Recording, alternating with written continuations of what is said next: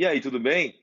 Neste programa, seremos guiados pelo advogado Ronaldo Lemos, especialista em tecnologia, na discussão de como as novas ferramentas digitais estão sendo utilizadas em grandes centros urbanos na busca de soluções para os problemas do dia a dia na construção de cidades inteligentes.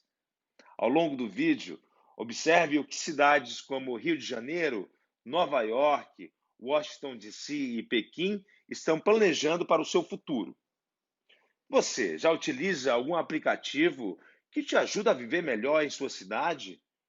Está preparado para ser um cidadão inteligente?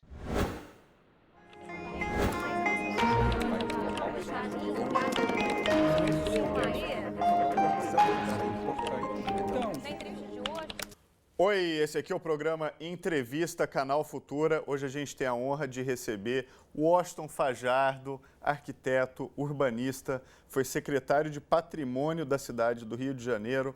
Washington, é uma honra para a gente estar aqui com você, discutir cidade, futuro das cidades. Prazer todo meu, Ronaldo. Fajardo, a primeira pergunta que eu queria te fazer, para a gente iniciar esse nosso papo, é o seguinte: futuro das cidades. O passado é importante, preservar o patrimônio, preservar os imóveis da cidade. Isso é importante para o nosso presente? Ou a cidade boa é a cidade nova, a cidade brilhando, tinindo? O que você acha sobre isso? Ronaldo, a cidade boa é a cidade viva.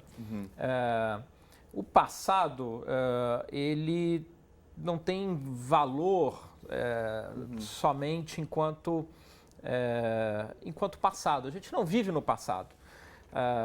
Ele funciona como uma provocação para o nosso tempo presente, um parâmetro sobre a excelência que a gente pôde produzir, que os nossos antepassados produziram e que, de uma certa maneira, nos obrigam a inovar, a ousar, a também construir um tempo presente melhor. Essa é a função da memória, essa é a função do patrimônio cultural.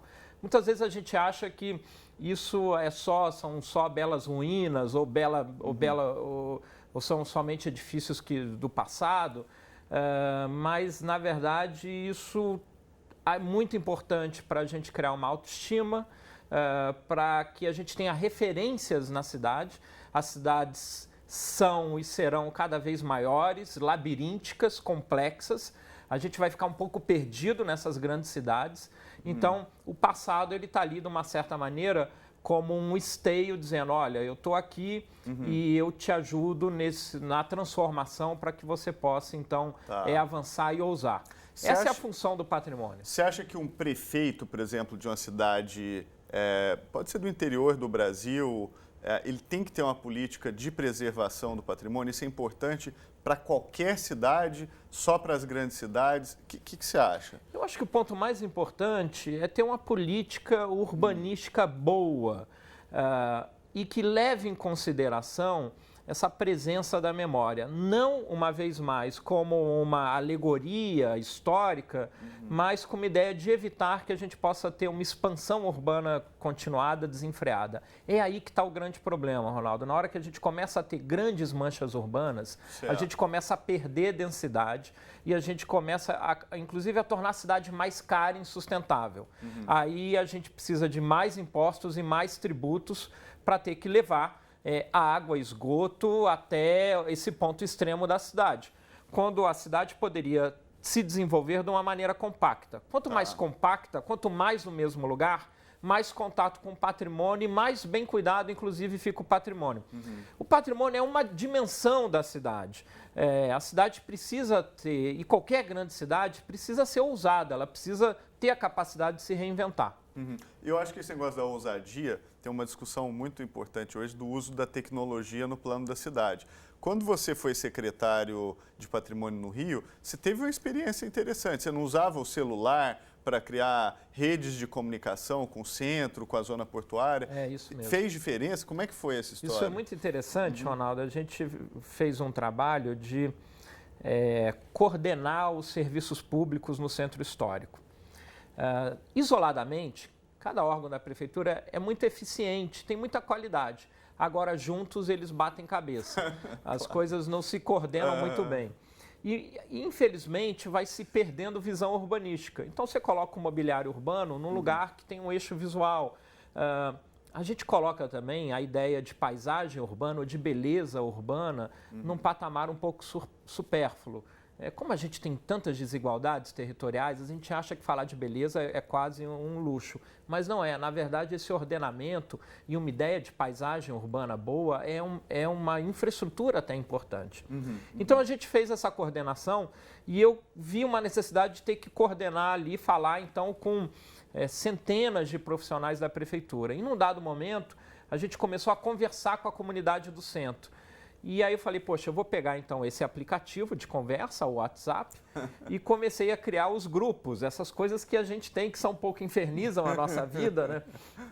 Mas isso deu muito certo, Ronaldo. Isso deu muito certo porque a gente começou a agir na velocidade da luz, de uma certa maneira. Demandas dos moradores apareciam ali nos grupos, os líderes de departamentos estavam ali, eles davam uma resposta imediata.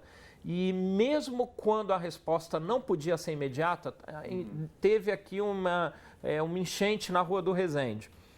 A resposta não consegue ser imediata, mas você pelo menos tem em 48 horas isso vai ser visto. Isso cria uma base de confiança. E aí é muito interessante, e você sabe disso melhor do que eu, a tecnologia, na verdade, ela tem que estar à disposição do cidadão para que a gente possa, na verdade, ter valores humanísticos sendo recuperados. E a cidade é um território, historicamente, na história da humanidade, a cidade foi boa para criar confiança, para criar generosidade, para criar uma ideia de algo compartilhado. Essas são as dimensões mais ricas da cidade. E Fajardo, o que eu acho incrível dessa história é o seguinte, e você utilizou uma tecnologia raríssima, né, dificílima de encontrar, que se chama WhatsApp. Usando uma coisa que está acessível para todo mundo, o custo é zero, faz toda a diferença para a administração urbana, você não acha? Ou seja, um prefeito, mesmo um vereador ou alguém que seja secretário em alguma cidade, ou a própria comunidade, pode criar lá o seu grupo de WhatsApp para coordenar, disseminar informação, e isso faz toda a diferença, você não acha? Isso foi uma experiência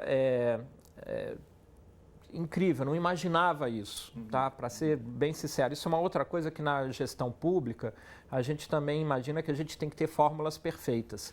E a gente perde um pouco essa cultura beta de tentar algo e ir melhorando, de fazer melhorias incrementais em cima da gestão pública. Esse uso do WhatsApp foi isso. Poxa, eu vou começar a usar isso daqui, já que eu uso com os meus amigos de infância, eu uso aqui com a minha família, eu uso, né? Você sempre fala disso também, usar isso no condomínio. Vou começar isso com um cidadão, aqui com os moradores da Cruz Vermelha, com os diretores de espaços culturais do Centro Histórico, com os comerciantes da Rua do Ouvidor, e isso começou a dar muito certo, porque as pessoas diziam, olha, tem um problema acontecendo aqui essa noite. Guarda Municipal ia lá e agia. E, da mesma maneira, dentro da prefeitura, uma capacidade de você fazer conversas rápidas, sem ter papel, sem ter nem o telefone, a não ser ali escrevendo, né?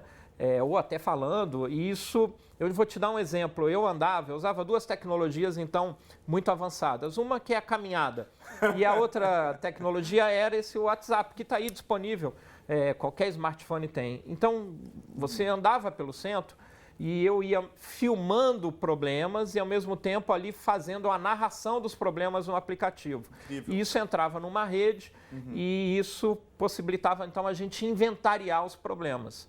As cidades, Ronaldo, as cidades nunca estarão prontas, as cidades nunca serão perfeitas.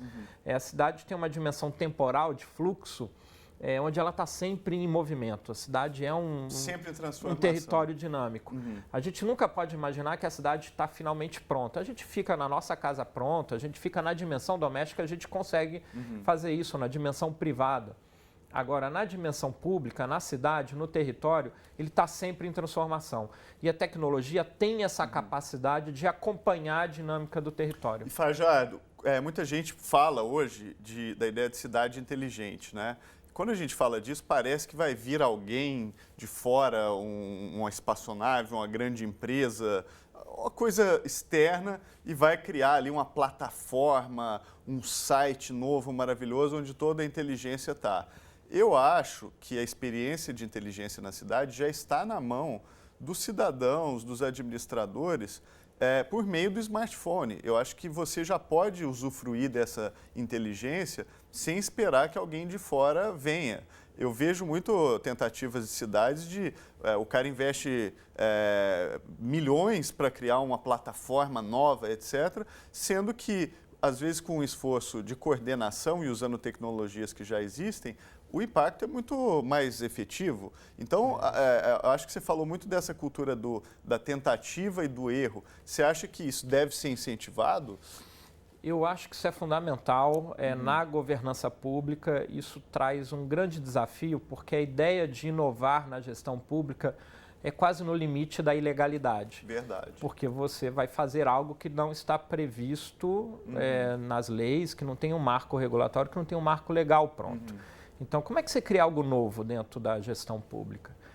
Nós criamos um edital de apoio à restauração de imóveis privados. Sim. A gente tem um entendimento no país, que na verdade é fruto da nossa cultura latina, de que um imóvel de valor histórico, patrimônio, ele é uma propriedade privada, mesmo revestido de interesse público, e a gente acha que ele não pode receber, então, um benefício com recursos públicos diretos. Entretanto, a gente apoia a cultura, o teatro, o cinema, as artes visuais com recursos públicos. Esse é o modo brasileiro, é o sistema de cultura brasileiro, apoia com recursos públicos a cultura. Infelizmente, cada vez menos. Mas é assim que funciona. A restauração, não. Então, a gente criou esse edital usando fazendo algo que não era previsto em termos legais. A gente precisou criar um novo marco regulatório na cidade do Rio para criar esse edital. E eu acho que a tecnologia é a mesma coisa. A gente tem essa ideia, e você colocou bem, de que a gente precisa de um grande sistema pronto. E não, a gente pode ir usando coisas que estão ao nosso alcance, que está principalmente ao alcance da população. No seu caso, para essas tecnologias, você não precisou de licitação, não precisou de nada disso, foi lá simplesmente usar. Eu acho esse o poder das tecnologias open source, né, de código aberto, livres. Muito do que as cidades precisam para dar esse salto de inteligência é grátis, está disponível, já existe, você não precisa pagar nada e nem precisa de licitação nem nada. É sua percepção também? Olha, é isso mesmo. O que eu fazia, Ronaldo, era um pouco talvez kamikaze, mas nas reuniões com moradores eu oferecia o meu número de celular para o grupo de WhatsApp. Sim. E eu dizia lá algumas regras. Olha, esse grupo é para que vocês possam reclamar de problemas e que a gente possa resolver. Esse grupo não é ter bom dia, grupo. Feliz aniversário. Feliz aniversário, bom feriado. Não é para isso. Então, eu funcionava ali como curador. Legal. Em alguns momentos, eu precisei trabalhar quase 24 horas, porque o grupo não para. Mas o resultado é, de fato, impressionante. Incrível. E você percebe que existe uma necessidade na população de conversar com o seu gestor, com a sua autoridade. A própria ideia de autoridade que a gente tem, infelizmente, na história brasileira, como do autoritarismo, é uma ideia que a gente precisa também reinventar. Ou seja, ter autoridade cidadã. Ou seja, você tem autoridade que, na verdade, está no mesmo nível que as pessoas, que ele anda no mesmo chão que as pessoas. Não pode, a gente tem que acabar com essa ideia de autoridade que anda no carro, em jatinho particular, em helicópteros exclusivos. Exato. A autoridade está no resto do chão. Essa autoridade do resto do chão, ela também tem que usar os mesmos aparatos tecnológicos que a sociedade usa. Pena que o nosso tempo aqui voa, mas para todo gestor público vale seguir as ideias aqui, a prática do Washington Fajardo. Muito obrigado por estar aqui com a gente. Esse aqui foi o programa Entrevista. Se você perdeu qualquer dos episódios, tá tudo no Futura Play. Não tem desculpa. Vai lá e assiste. Tchau, gente. Obrigado, Washington. Obrigado. Valeu.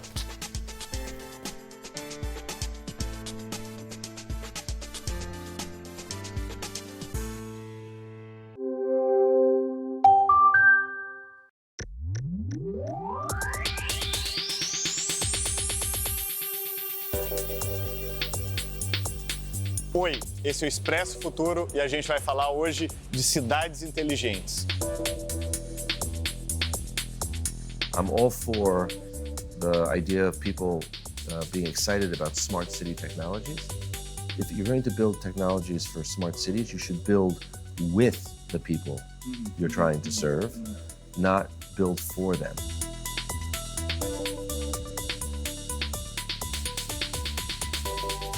our public Wi-Fi service, is a great example of that public-private partnership coming together to deliver a service that's valuable today, but also building a set of infrastructure that's going to be valuable for the future.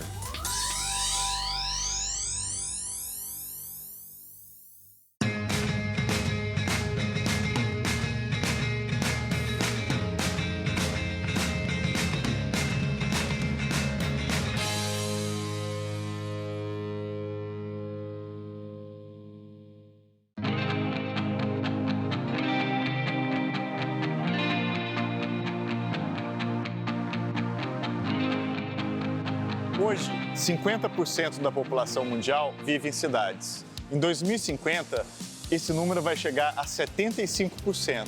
Só que tem uma questão, apenas 2% do território do planeta é ocupado pelas cidades. Ou seja, é muita gente vivendo junta num lugar só. E, obviamente, isso vai aumentar o desafio de como é que as cidades vão precisar ser administradas.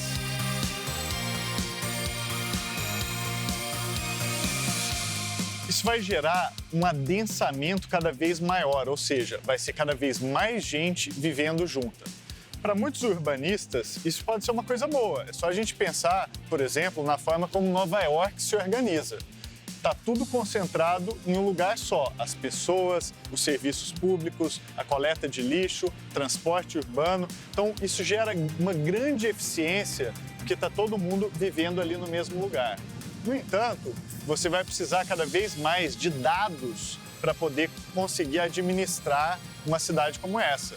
Você vai precisar medir e saber o que está acontecendo para poder tomar decisões.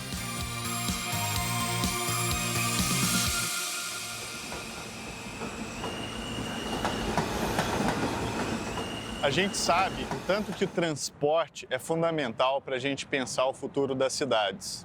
A gente vai falar agora com a Sarah Kaufman.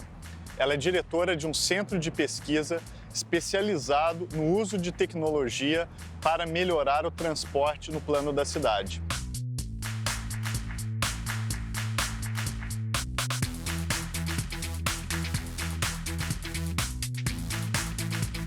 With data, can you actually tell if there is like a large number of cars braking in one corner of the street and actually do some action about it?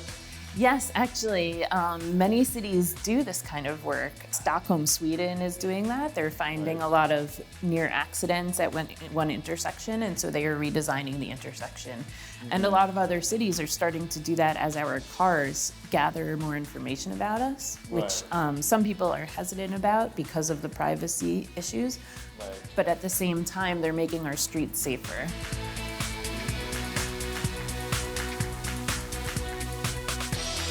What are the most interesting applications of technology in transportation that you've been seeing lately? Well, lately there's this new concept of redefining what buses are in cities. So right now, most cities have buses that stop every few blocks and pick people up and drop them off. But what we're starting to see is using the data, mostly from people's cell phones, to know where they're traveling, and so we can make buses smarter and actually route around to pick people up where they are and not to stop where there are no people, so that the buses are kind of a cross between a bus and an Uber. Wow, is it happening right now? It's starting to be developed, and a lot of European cities are starting to look into it, and hopefully here in the US, cities are looking into it as well. Essa nova camada de inteligência sobre as cidades vem sendo chamada de uma nova eletrificação. Por quê? Porque se a gente for pensar, é a eletricidade que permitiu surgir a cidade moderna. Por causa da eletricidade, existe metrô, existe iluminação pública, existe bombeamento de água e existe até prédio alto, porque só por causa da existência do elevador que é possível construir um prédio de mais de 6 andares.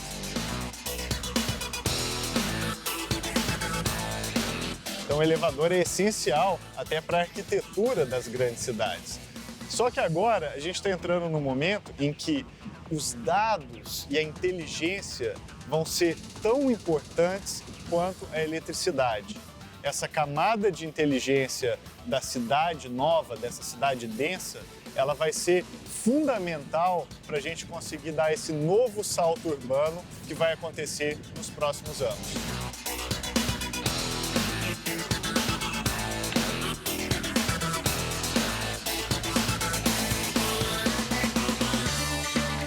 In a denser city like New York, or I think Rio as well, where the main mode is walking, so we want to prioritize people's ability to walk safely and comfortably. And so we want to prioritize lower speeds for vehicles and try to incentivize people to get out of their cars, because people driving alone are really contributing to the congestion on the street.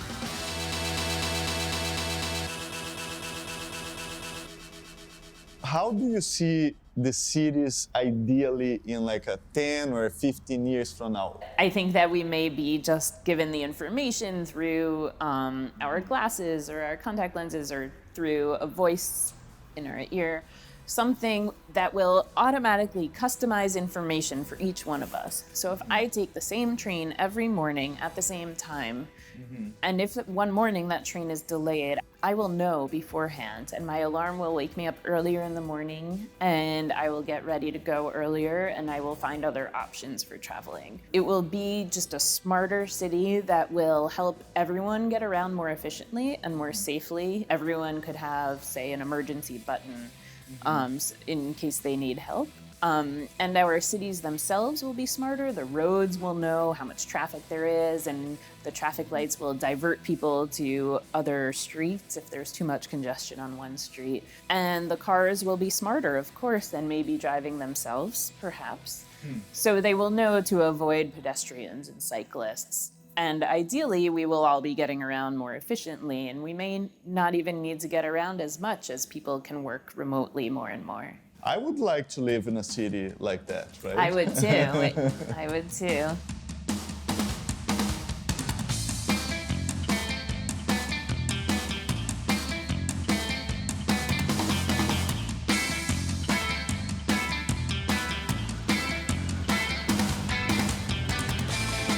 O futuro da inteligência nas cidades é você poder ter serviços como esses aqui, ó, de bikes espalhadas por todo lugar. Só para ter uma ideia, Pequim era conhecida internacionalmente como a capital das bicicletas. Era uma cidade que todo mundo andava de bike. Isso começou a declinar recentemente com a nova onda de urbanização da cidade. Mas graças à tecnologia e a esse conceito de cidades inteligentes, as bikes agora estão voltando com tudo. Dá para você alugar uma bicicleta em Pequim por menos de 50 centavos de yuan, que é uma quantia baixíssima. Então todo mundo hoje começou a andar de bike e não é nem mais a sua própria bike, é uma bike que fica incorporada à cidade. Isso está acontecendo também no Brasil. A gente sabe que tem muitas cidades onde já tem desse tipo de bike aqui disponível. Só que na escala de Pequim ainda não existe. Então eu acho que a tecnologia vai mudar muito e facilitar o acesso a várias modalidades de transportes, e a bike certamente é uma delas. A gente vai falar agora com a Laís Sachs. Ela é uma brasileira que foi morar lá em Pequim, do outro lado do mundo, estudando na Yenching Academy, que é uma instituição que está formando uma turma de estudantes internacionais que vão saber tudo sobre a China. Ela vai falar para a gente, especialmente, como é que a tecnologia e o celular muda a experiência da cidade.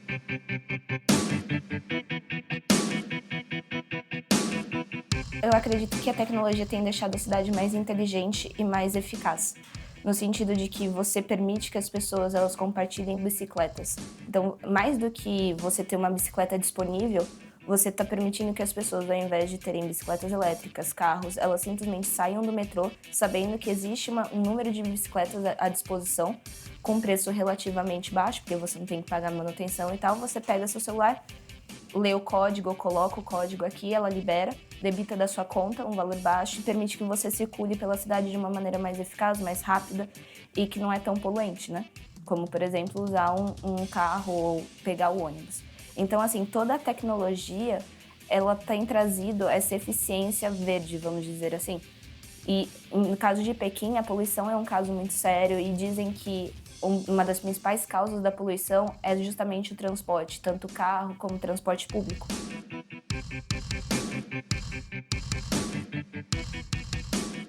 Assim que eu cheguei na China, né, eu tive uma palestra que falava sobre os aplicativos. O WeChat, ele é um aplicativo semelhante ao WhatsApp. Ele tem essa função de comunicação, então a gente tem conversas em grupo, conversas individuais, só que para além das conversas, ele tem telefone, video call, a gente pode mandar dinheiro para as pessoas, fazer a transação. Então aqui eu coloco o valor e transfiro para o meu amigo. Tem uma rede social integrada ao WeChat, então como se fosse um Facebook, as pessoas colocam suas fotos, fazem comentários, a gente pode curtir. Através do chat eu posso conectar com pessoas, lugares e serviços. Então se eu vou num restaurante, eu posso escanear o menu dele, escolher o prato, já pagar. O restaurante vai receber esse valor, eu pago pelo WeChat, nem preciso mexer com dinheiro.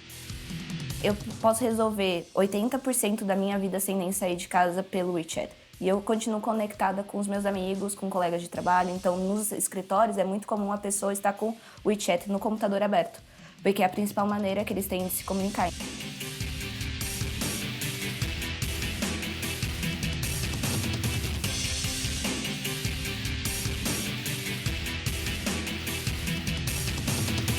Outro projeto muito legal em Nova York é chamado Living Lots. É um projeto para identificar, através do celular, terrenos baldios que não deveriam existir, inclusive. Imagina só uma cidade que vai ficando cada vez mais densa.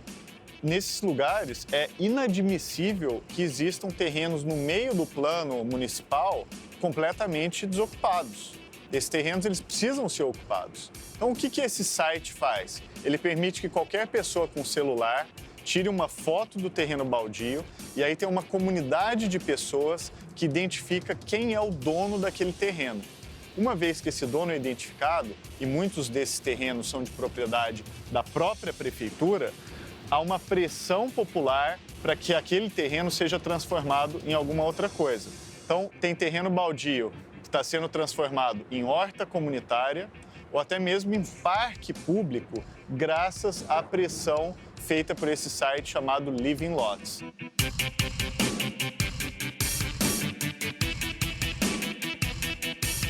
A gente vai falar agora com Miguel Gamínio Júnior.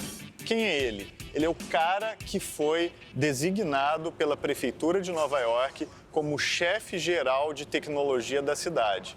Vejam só como a tecnologia está ficando importante. Cidades como Nova York já criaram até mesmo uma posição de chefe de tecnologia para pensar o município. Vamos falar com ele.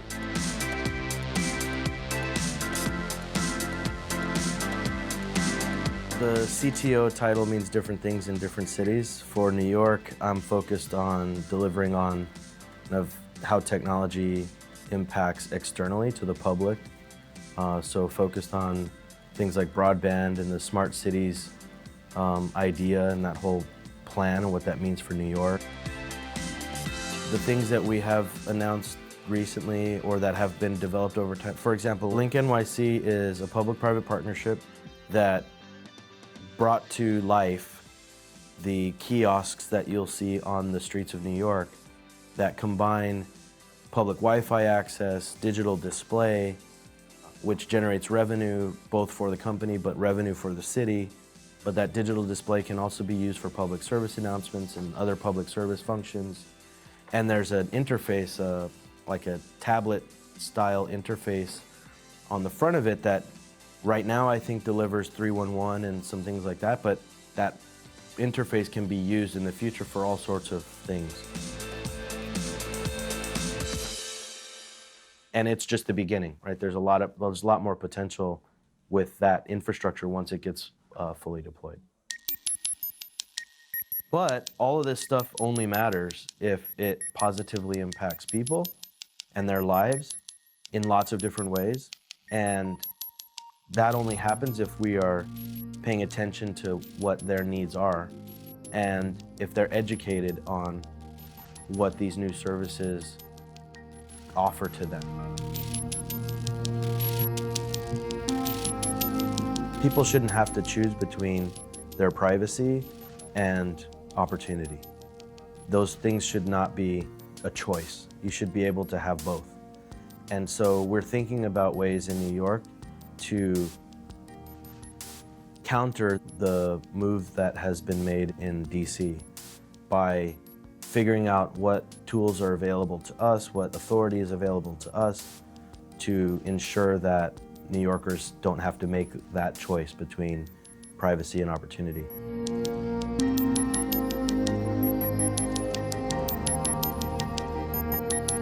In the case of Link NYC and our public Wi-Fi service, we have evidence that we mean what we say because those privacy policies are very strong in favor of the public.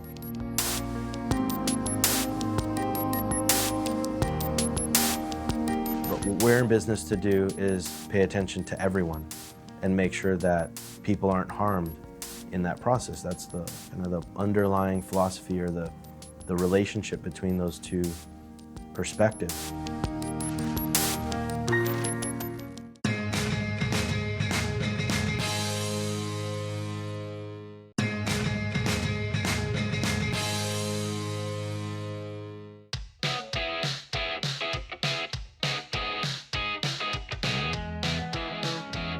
Tem dois modelos para a gente pensar a questão da inteligência nas cidades.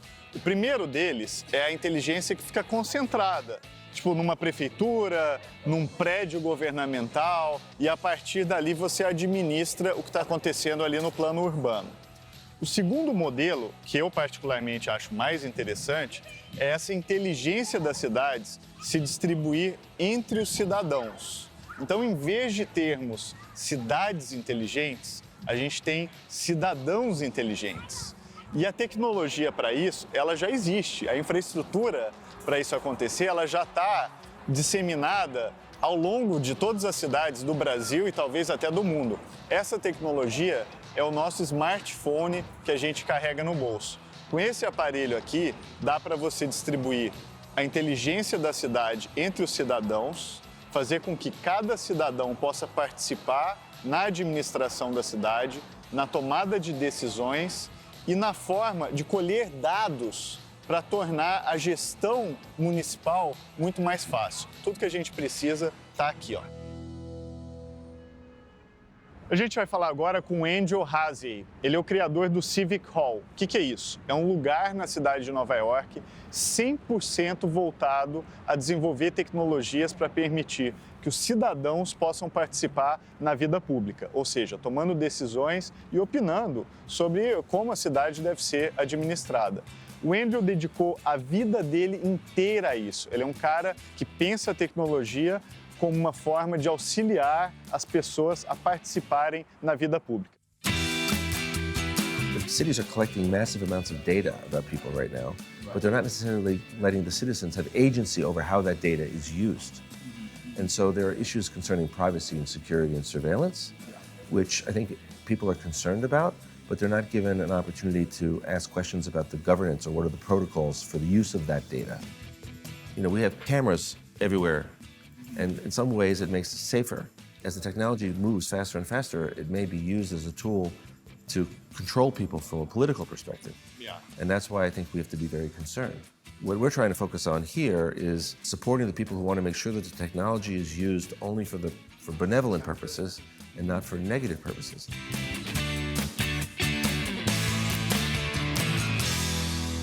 So we're trying to make sure it's not just smart cities, as you say. I like to say less dumb cities, but that we have smarter citizens. And the way to do that is to A, make sure that they're connected, that they have access to the internet at the lowest possible cost. 20% of New Yorkers still do not have access to the internet. So our job as civic technologists is to make sure that the technology and the access to information is democratized and is made as ubiquitous as possible so that all voices can participate in the creation of a 21st century economy or a 21st century government.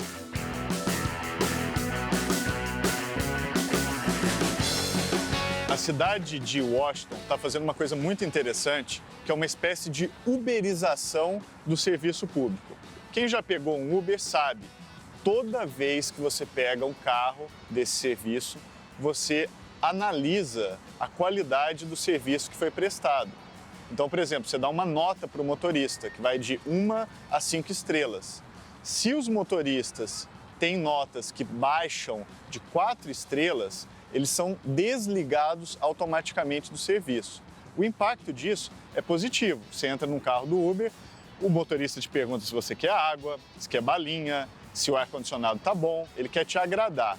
Agora, imagina se a gente pudesse fazer isso com os serviços públicos. Imagina se você pudesse entrar em qualquer departamento governamental de uma cidade e toda vez que você tivesse que fazer um serviço lá, pegar um registro, pagar alguma coisa, você pudesse dar uma nota para saber se aquele serviço está sendo bom ou ruim.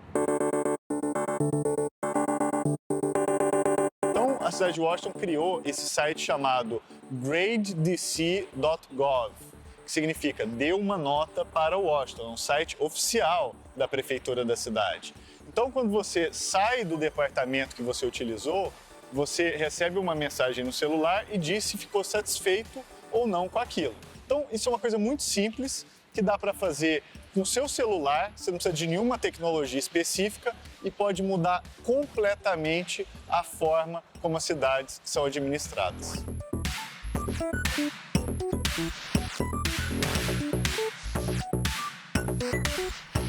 About privacy, because this is an important theme for Brazil too. What recommendation would you have for Brazilian mayors, especially in the major cities? What should they do to make sure that they are protecting the privacy of citizens at the same time that they are, improving city services with data?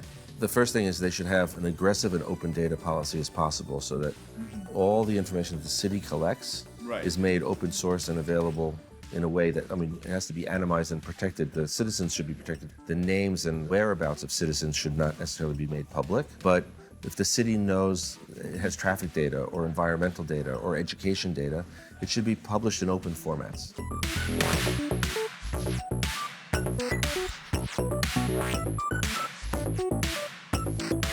And then very clear privacy policies, or I would call it data usage policies, where the citizens know how the government is using this same data. O Andrew está dizendo que a privacidade é um tema tão importante que as próprias cidades precisam participar desse debate, precisam inclusive ensinar os seus cidadãos a se proteger com relação a invasões de privacidade, como se fosse uma questão de higiene ou questões de saúde pública. The citizens need to be part of the conversation for what should the privacy policies or data policies of a city be.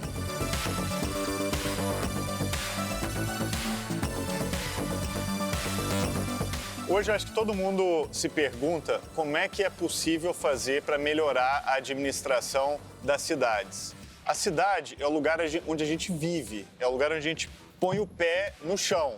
O Estado e a União, a Federação, são abstrações. A cidade é o lugar de verdade. Então, é no plano das cidades que eu vejo acontecer as inovações mais interessantes. Por isso que eu acho que a tecnologia tem um papel fundamental para melhorar a administração dos municípios no Brasil e no mundo inteiro. E essa tecnologia já está nas nossas mãos. Ela não depende de investimentos pesados, basta você usar o seu smartphone e ter administradores públicos que estejam dispostos a ouvir os cidadãos para a gente ter não só a ideia de cidade inteligente, smart city, mas também a ideia de cidadão inteligente, que cada cidadão possa ter ferramentas de inteligência no seu bolso para transformar o lugar onde a gente vive. Então eu acredito muito nisso, cidadãos inteligentes para fazer com que as cidades sejam inteligentes. Hoje a gente já tira o celular do bolso tantas vezes para postar em rede social, para, tirar foto. Imagina se você tirasse algumas vezes por dia também para participar na vida pública, para tomar decisões ou ajudar a administração da sua cidade. Isso teria o potencial de mudar a vida de todo mundo. E além disso, imagina se as cidades também fossem menos burocráticas, mais amigáveis e totalmente fáceis de utilizar, como é, por exemplo, os aplicativos e as tecnologias que a gente tem hoje.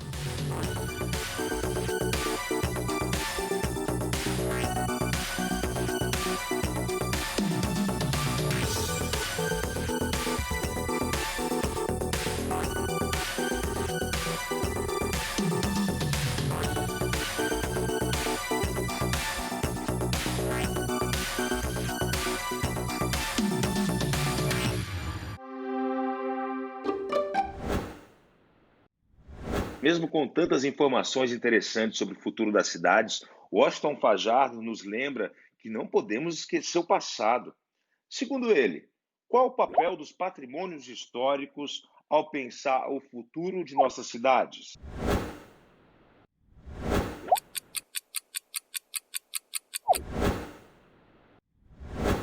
Ao longo do programa, Ronaldo Lemos discute diversas iniciativas. Escolha uma delas e explique como ela pretende impactar a organização das cidades e a forma como as pessoas vivem nos centros urbanos. Os patrimônios culturais não têm valor somente por ser algo do passado, por representar algo exótico. Eles servem de referência sobre o que é a excelência e nos estimula a ir além, a pensar sobre o planejamento futuro da cidade e qual direção a transformação deve nos levar.